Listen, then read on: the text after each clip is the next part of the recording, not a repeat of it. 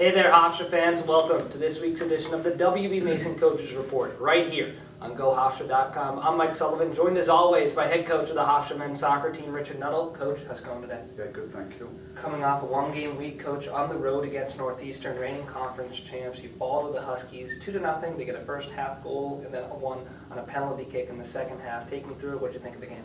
Yeah, we decided to man mark Dante Marini, and I thought we did a good job on him overall, but in the first half he got away once and got a cross in, and it led to the goal. So overall we did a good job on him, and then the second half we gave up an early penalty, which was a mistake essentially, and to be honest, it could have been a penalty, could not have been a penalty, but it was. So we're 2-0 down. I was happy that we kept working hard, and you know, I put a few other players into the game and they worked hard, and I thought we took it to them the last 20 but didn't get anything from our chances, and on the night I thought we deserved to get beat. I thought they tackled better, they headed better, they got at us a little bit better, so overall a fair result, though if we'd have taken a chance or two I thought we could have got back in the game. Patrick Prey starts again. He plays pretty well. What do you think of his play? He gave up his first career goal as well. Yeah, you can't lay any blame on Patrick. He did well on the night, made 2 or 3 nice saves. He did what he had to do, you know, to save the first goal. It would have been an unbelievable save, but the penalty was struck well. So no blame on his side, and he did well again.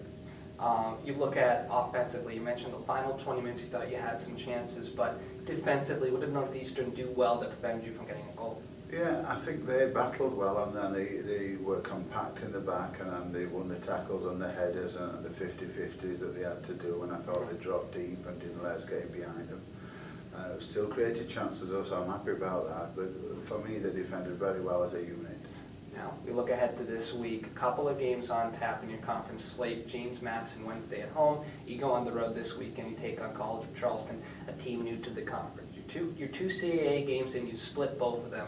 What's the mental state of this team right now, especially you have a 2-game conference week this week? I think the mental state's very good. We're having some great practices, high energy, thoughtful, intelligent, yet with lots of pizzazz and oomph, if you want to say. So I'm happy with the state of the team, the psychology of the team. But we've got to understand, Jim, you're a very, very good team, as are most teams in this conference. And if we are not fully committed to this game, it will be a difficult game. JMU boasts one of the top players in the conference, and Josh Grant. Take me through his game. What do you think of his ability? Yeah, he's a great front man. He runs well. He can go past you either side. He can shoot with both feet, and he basically is good in there as a big boy. So, but they've got other players we've got to worry about too. You know, so dealing with Josh Grant and then dealing with their midfield coming through as well is going to be difficult. And we've got to have the right game plan. They're a team that started the year 4-3-1. They're 0-3 in the CAA, but it's 3 1-goal losses. So overall, especially since they began their conference season, what do you think of their complete game? Well, to be honest, JMU can beat any team in the country just as we can. And I keep going back to this, but the strength of our conference is very, very good. And I believe there's at least 3 teams that were going to the NCAA's maybe 4. Whether that will happen or not, I don't know. But JMU are outstanding, they're athletic, they're well coached, and it's going to be a difficult opponent. So whether the 3-0 or 1-3, we know it's a tough task. And if we are not on our game, they will beat us. These are 2 games in the conference this week that are key, but you look at the rest of the CA, you won't face William & Mary for a couple of weeks. Delaware has a very good player, so how much emphasis are you putting on these 2 games coming off of a loss to get 2 victories? Well, we're not.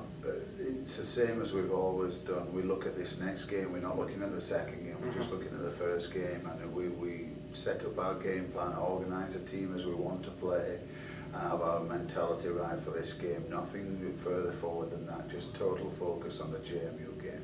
Finally, Coach, what's the key to victory then to get the week started off well Wednesday, get a victory over the Dukes? I think it's our mentality defensively, playing as a unit against their athleticism and having energy going forward with a bit of poise and intelligence.